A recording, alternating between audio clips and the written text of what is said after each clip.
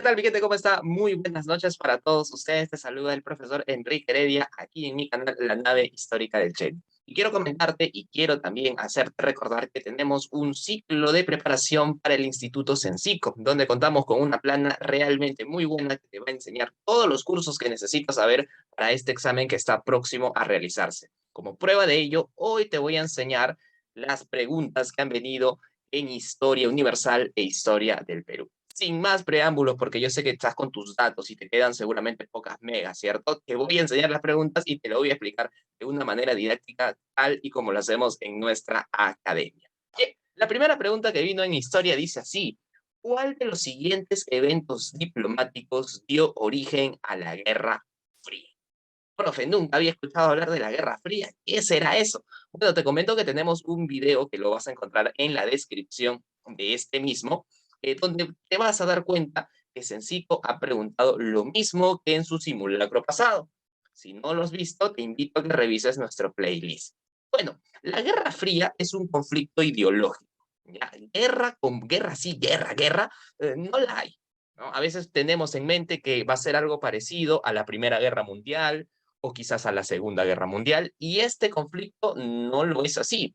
Es una guerra ideológica, es una guerra de competencia a través de la tecnología entre las potencias que van a dominar el mundo a partir de 1945. Y me estoy refiriendo, por ejemplo, a la Unión Soviética, representante del socialismo, y a los Estados Unidos, representante del capitalismo.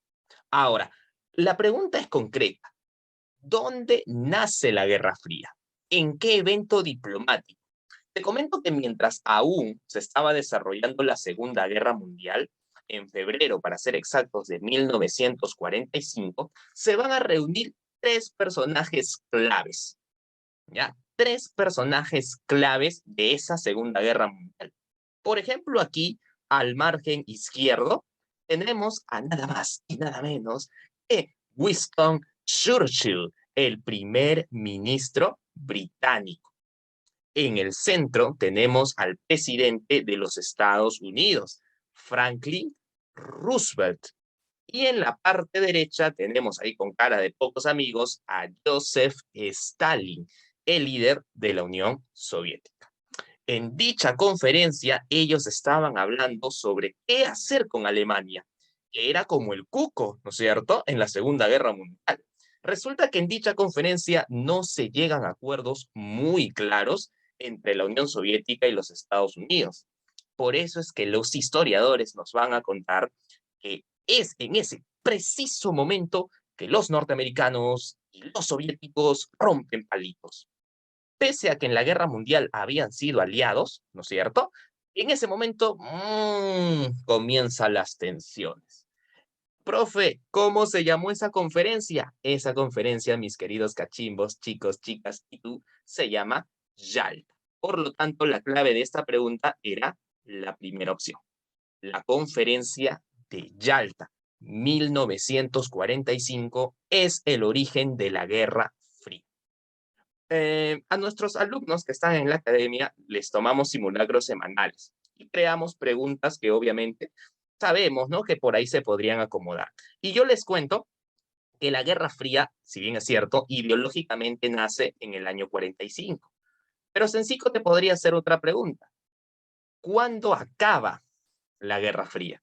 Bueno, los historiadores nos dicen que esta Guerra Fría terminará en 1991, cuando la Unión Soviética desaparece a través de las políticas de la perestroika y de la glasnost del líder soviético Mikhail Gorbachev. ¿Hay muchos datos? Obviamente, más información, ya sabes que tienes que prepararte con nosotros. La Guerra Fría es un tema muy importante y al mismo tiempo muy interesante. Profesor, guerra no hubo. Por ahí hubo conflictos indirectos, ¿no? La guerra de Vietnam, la guerra de las Coreas, por ejemplo, la guerra de Afganistán, pero no es un desarrollo netamente mundial, por llamarlo así, ¿vale? Muy bien, ahí está entonces la solución de la pregunta uno. Vámonos a la pregunta número 2. A ver, la pregunta número 2 dice de la siguiente manera. El primer triunvirato romano lo conformaron Julio César, Pompeyo y Craso, con la finalidad de, ya, esta pregunta está bien bonita, ¿no es cierto? Porque nos hablan de una palabra que algunos de repente no han escuchado. A ver, vamos a subrayar. Nos habla de triunvirato, nos hablan de Roma y nos hablan de tres líderes, Julio César, Pompeyo y Craso. Bien, para eso tienes que recordar un poco cómo se clasificó históricamente Roma. Roma pasa por tres periodos y lo voy a escribir aquí en mi material. Pasa por tres periodos. Monarquía, ok chicos, te voy a poner la inicial para hacerlo un poco rápido. República, ahí está. Y la última que es la etapa imperial. Profesor, ¿en qué momento aparecen los triunviratos? Ya, ok. Los triunviratos aparecen en esta etapa que voy a subrayar, en la República. ¿Estamos de acuerdo? Aquí aparecen los triunviratos. ¿Qué es eso? ¿Qué es un triunvirato? Ya. Los triunviratos era cuando se unían tres personas para gobernar Roma, para controlar al Estado. ¿Por qué se daba esto? ¿Por qué se daba que tres personas se tenían que unir? Bueno, esto pasó, mejor dicho, cuando habían situaciones de crisis, de violencia, que la propia sociedad romana no podía controlar. Ejemplo, hay una serie en Netflix que se llama Espartaco, aunque creo que la han quitado, ¿ah? Creo que la han quitado, pero hasta hace muy poco había una serie en Netflix. No sé si por ahí estás en el chat y me podrías confirmar si la has visto. Esta serie muy buena, aunque con algunas escenas un poquito subidas de tono, ¿no? Un poquito calentonas. Bueno, en esta serie habla de un esclavo, ¿no es cierto? Que se va a rebelar posteriormente, que se convirtió en gladiador. Bueno, esto provoca crisis en Roma. No solo esa acción, también, por ejemplo, habían dos hermanos que se llamaban Tiberio y Cayo Graco, que peleaban a favor de los plebeyos. No solo eso, también hubo una guerra civil entre dos políticos importantes, Mario y Sila. ¿Por qué te cuento esto? Porque Roma, en la etapa final de la República, la estaba pasando no tan bien. ¿Ya? El máximo eje lo habían conseguido con el triunfo sobre Cartago en las guerras púnicas, pero luego hubo tantos problemas, así hubo mechas por todos lados, que tres personas decidieron controlar todo el Estado. Conclusión, un triunvirato es una alianza. Mira qué palabra tan fea, ¿no? Suena a 8-1. Es una alianza entre tres líderes políticos. Triunvirato viene de tres, no descubro nada. Son tres líderes políticos que se unen para controlar Roma en épocas de crisis. ¿Cuántos triunviratos hubo en Roma? Hubo dos triunviratos. El primero de ellos es justamente la pregunta. Julio César, Pompeyo y Craso. ¿Llegó a existir otro triunvirato? Sí. El de Marco Antonio, Octavio y Lépido. ¿Ok? Pero esto no lo voy a explicar tanto porque no es la pregunta. Ahora, ¿cuál es la finalidad? Lo dije ya, ¿verdad? ¿Para qué se unieron? Aquí mismo en las preguntas dice, para tener el control del Estado, para conquistar nuevos territorios, para consolidar el ejército, para terminar la guerra civil. Básicamente es para tener el control estatal. La clave de la pregunta número 2 de historia sería la opción A, ¿verdad, chicos? Excelente. Espero que esté muy atento a este live que estamos haciendo con mucho cariño para ti, postulante Asensico. Si te gusta nuestro contenido, siempre déjanos tu like, obvio, déjanos tu like. Nos puedes dejar un comentario muy buena vibra para seguir aumentando en nuestra comunidad netamente educativa, o si te gusta mucho, puedes también dejarnos una donación al yape que aparece ahí en la parte inferior de la pantalla. ¿Sí? Muy bien, sigamos entonces con la pregunta número 3.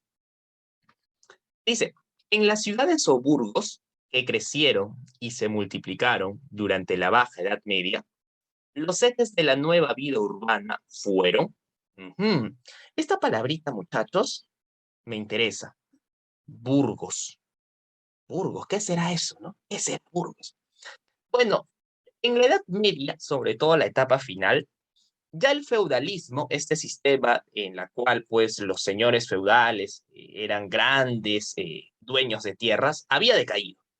¿Ya? O sea, el mundo rural entra en decadencia y nuevamente el mundo urbano lo reemplaza. Aquí yo te he puesto una imagen. Uy, ¿qué pasó? ¿Qué pasó? Se cortó, creo, se cortó. A ver. Aquí te he puesto una imagen. Ahí está. No, se nos va la transmisión. Sorry, sorry. Aquí te he puesto una imagen referencial de cómo eran los burgos en la Edad Media, ¿no? O sea, imagínate pues ahorita que tú agarras tu celular y comienzas a ver, no sé, pues, cómo es Lima desde arriba, ¿no? Y la ves, ah, mira, Lima, ahí están sus edificios, ah, mira, qué chévere, acá está mi casa, mira, está en el cerrito, ajá, ya, ahora, imagínate que estás desde arriba viendo cómo era una ciudad de Europa en la Edad Media. Pues ahí lo tienes, ciudades amuralladas, con mucho comercio en las calles. Es una característica de la Baja Edad Media.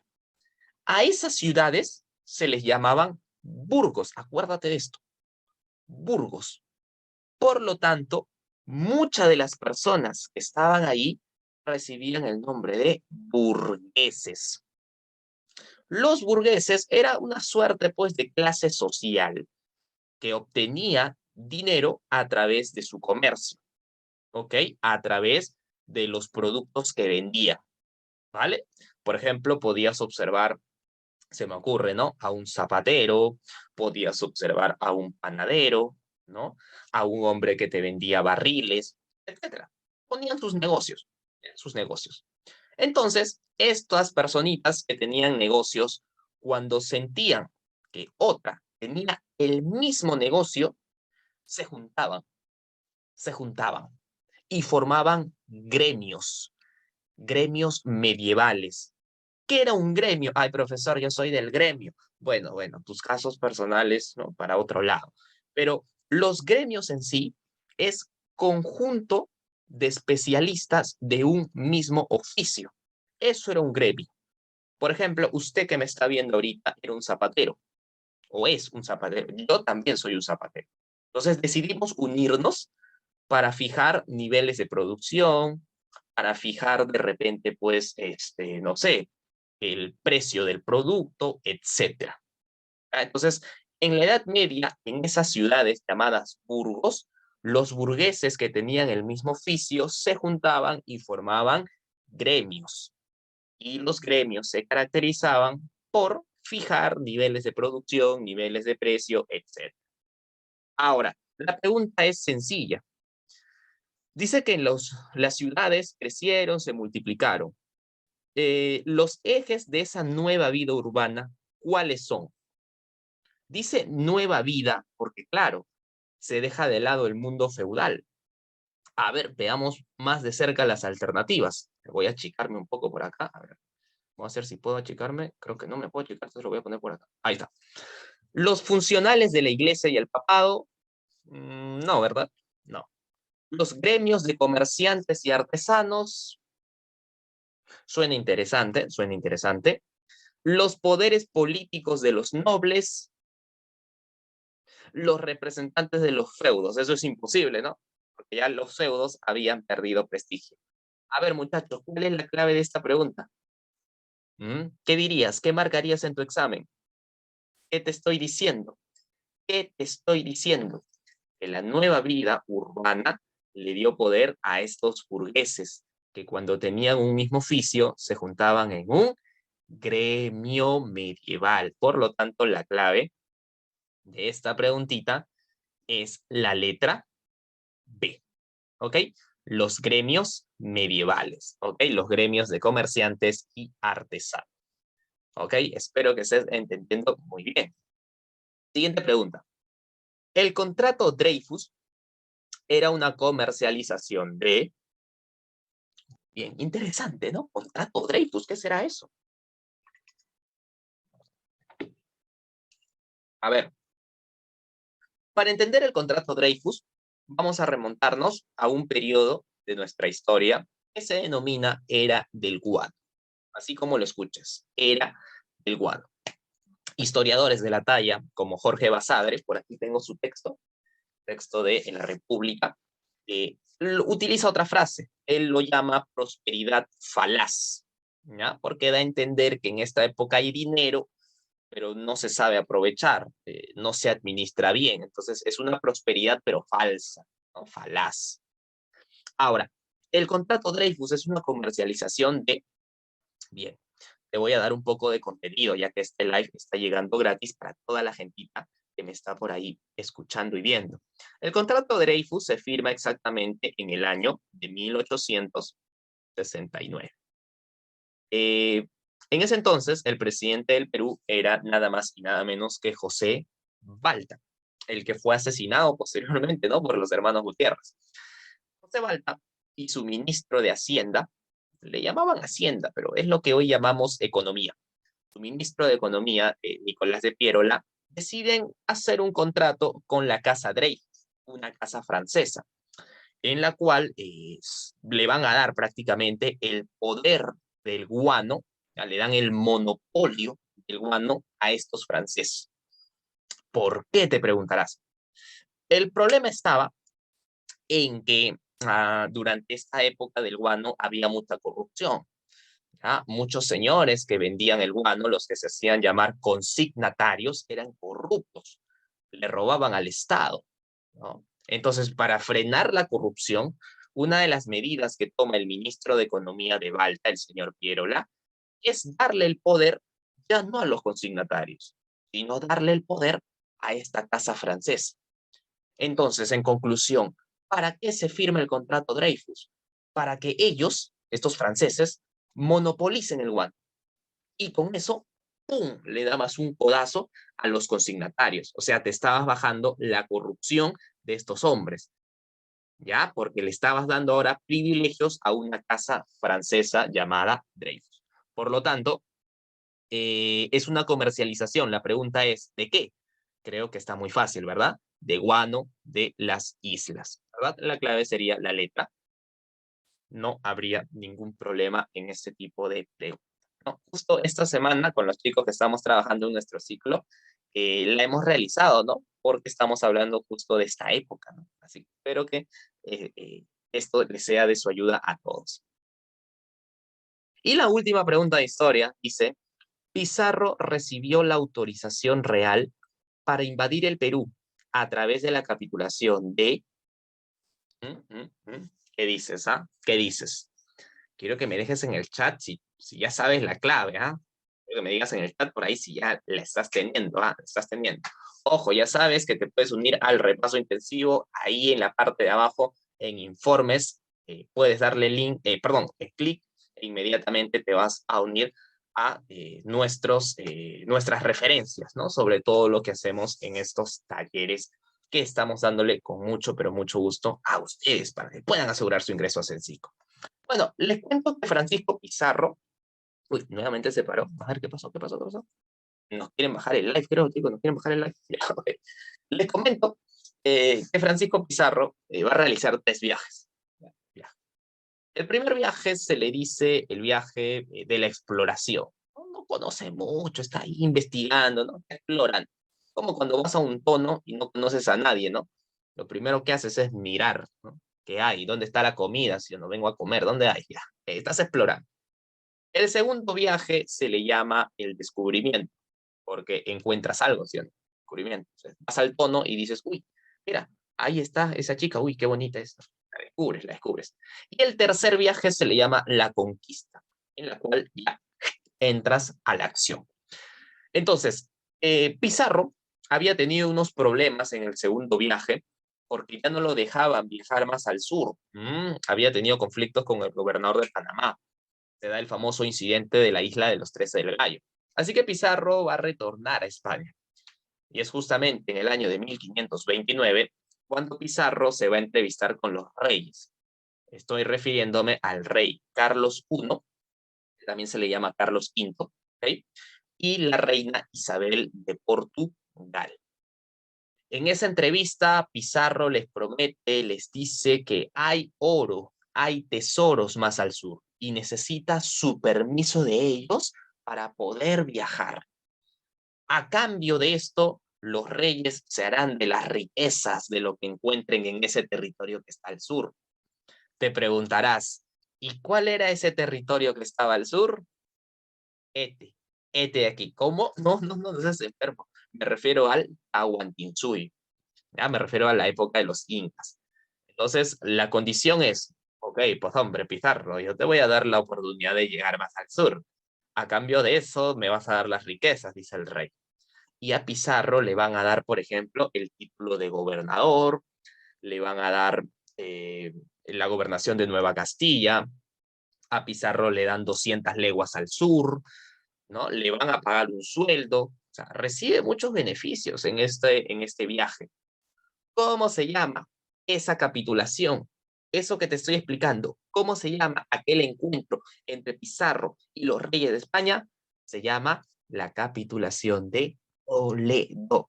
Por lo tanto, mirando las alternativas, la clave, ¿cuál sería? Ahí está, easy, ¿verdad? La clave sería la letra E, Toledo. Esa capitulación se firma en 1529, en la cual es el permiso para que Pizarro pueda invadir el Tahuantín.